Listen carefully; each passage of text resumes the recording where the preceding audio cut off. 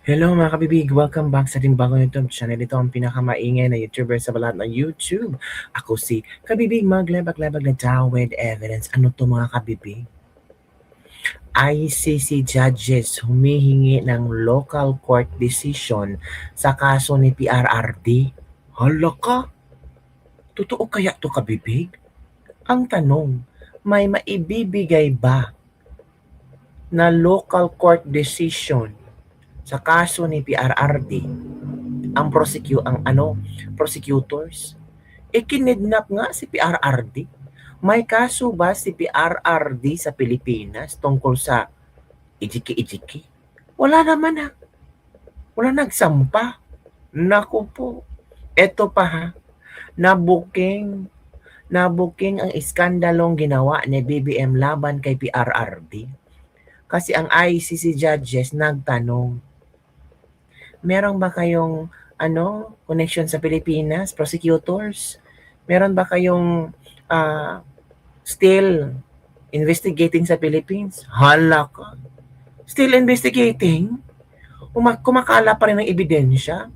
Nag-isang taon nang nakakulong si PRRD sa ICC detention cell.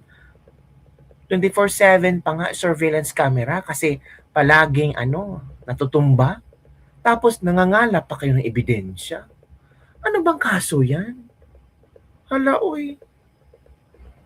Nakakatakot. Nakakabobo ang ginawa ng prosecutors. Ilang maleta kaya ang natanggap ninyo sa gobyerno? Diba? Ay, nako kabibig. Pinagtatawanan na tayo sa ibang nasod o sa ibang bansa. Oy. Kasi tayo lang talaga sa Pilipinas, ang Pilipinas, no? Nagsurrender ng dating presidente, hinayaang mabulok sa ICC, wala pang klarong kaso, wala pang klarong ebidensya. Nagsinungaling ang prosecutor. So ito kabibig ha, nakita ko lang ito sa post ni Mr. Jason sa mga kabibig. Ito, share ko lang sa iyo kasi gusto ko lang, may sharing session tayo dito. At by the way, sa happy sa ating news, don't forget dyan.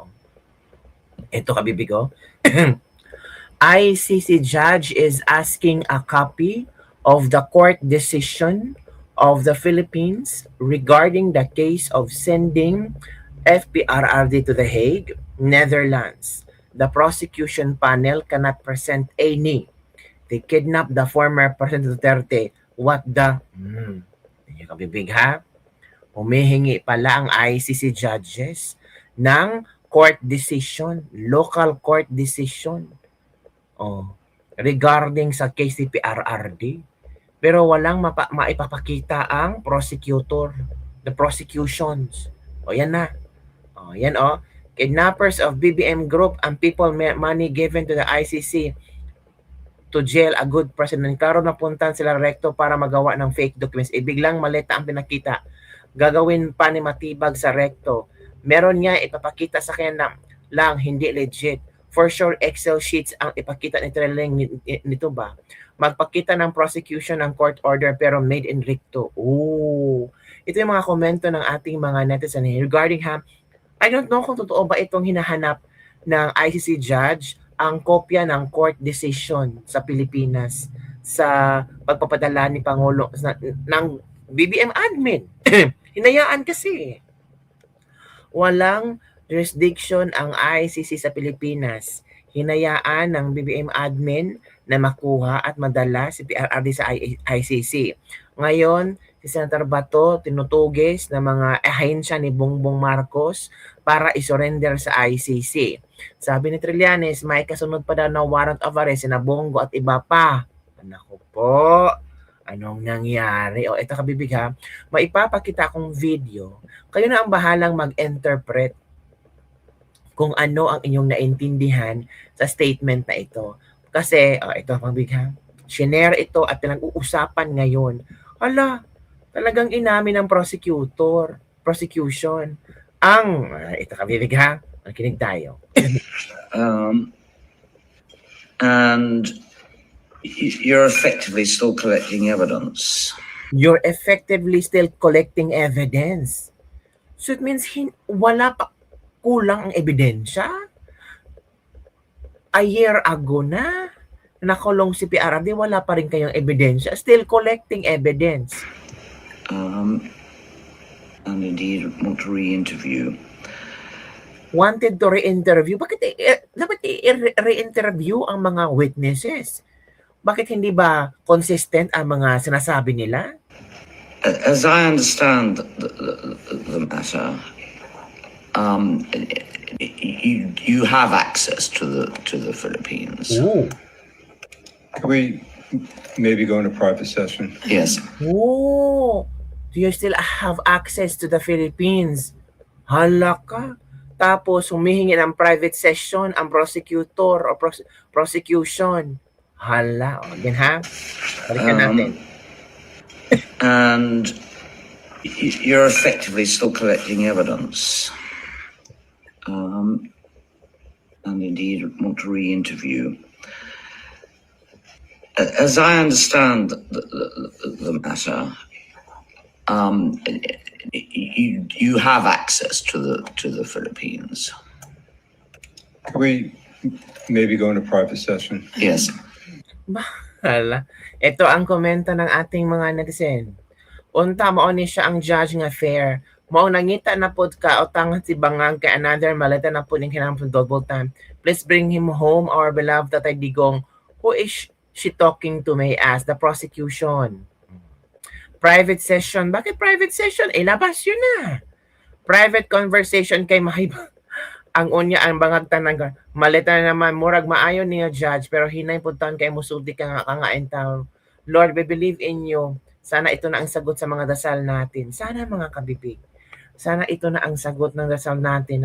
Sana makalabas pang Duterte ba? Uy, grabe ha. Huling-huli talaga. Na still they have access to the Philippines. 'Di ba? Hala ka. Yan na ang tatawag natin. Maglulutang talaga yung kabibig. Lulutang talaga ang katotohanan soon. Malapit na yan. Oh. Diba? Nagkakaso na, pero ngayon pala naghahanap ng ebidensya. Nga. O, eto na kabibig ha. Ito kabibig ha. Feel ko kabibig no. Malapit na si PRRD maano. O dito. Lalabas. Malapit talaga yan. And I'm sure na yung mga tao mahihiya talaga na. Ito ha. Ito yung bardagulan ni na Eresi at ni ni Falses sa bilyonaryo at talagang wasak na wasak si Falses ni Congressman Eresi. Ito kabibig. Makinig tayo ha. Patok o putok? Siyempre, patok na patok, forever patok. First of all, the trial of President Duterte is the majesty of international law at work. I've already said that before in an episode here in Politico Talks. But what I have to say is, hindi to politika ni Marcos or politika ni Duterte. Ito ay politika ng taong bayan at ng crimes against humanity. Meron siyang ginawa, kailangan niyang panagutin. Hindi ibig sabihin hindi gumagana ang justice system sa Pilipinas. With all due respect to the congressman and to my dear friend, Attorney Jimmy Bondoc, lagi nilang sinasabi, the courts are functioning. And of course, yung ating Supreme Court justices, with all due respect, may dalawa sa kanila, sinasabi, the courts are functioning, we are able, etc. That is not what complementarity says. Complementarity says the state is unwilling or unable. It doesn't say courts. So even though courts might be functioning and are able, it doesn't mean that the prosecutorial arm and the law enforcement arm is willing or able. Because if that were true, bakit hindi nakasuhan si Duterte pagka alis pa lang niya sa upuan? Bakit fake yung mga police blotter? Bakit yung autopsy reports fake? So the justice system is more than just the courts. That Because is what President Marcos enabled him during that time. Nagkalaban na sila. So, hindi niya siya yan ang pikit ko. Lahat nung mga kasama ni President Duterte. Uniteam. Uniteam.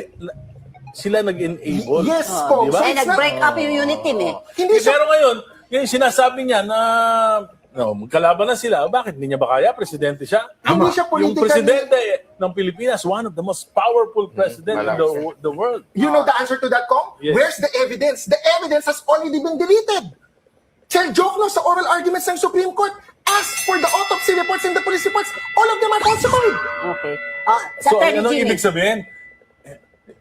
Yung mga deleted na evidences na yon, marirecreate May question to you. marirecreate sa ICC. No.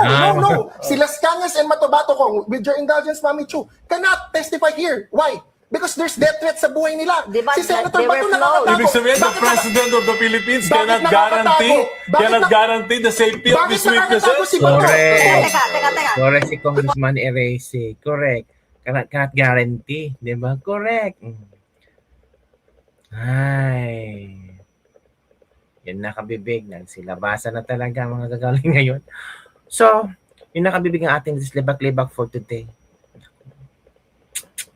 ICC judges, humingi nga ba ng local court decision sa kaso ng PRRD? Ang tanong, may maibibigay ba?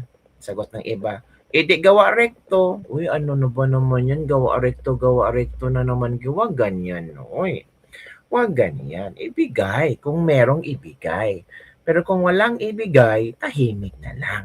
Diba? May access pa yan sa Pilipinas. Sino kaya ang konektado ng ICC sa Pilipinas? Walang iba. Si Trillanes yan. Sino ba yung attorney? Diba? Kabibig. Ano ang iyong reaction hinggil dito mga kabibig? Para yatang na-booking na ang sangkot, kasabwat si BBM sa pagpapa-ICC ni Pangulong Duterte. Alam naman natin yan. Halata, no? Kung talagang si BBM, no? Talagang inosente siya or siya ang presidente. Sabi nga ni Congressman Erese, o yung si Matobato, Las Cañas, pwede naman protektahan ni BBM dito sa Pilipinas eh. Bakit hindi yan ginawa? Bakit pidnap niya? Dinala si PRRD sa ICC. Kasi gusto niya doon lilitisin. Kasi palaging sinasabi ni PRRD, ICC, hindi siya takot. Pinagbigyan ni Marcos. Diba? Ngayon ang tao nagkagulo na. Nakabibig. Maghintay lang tayo sa kung ano ang hantungan ng lahat ng ito.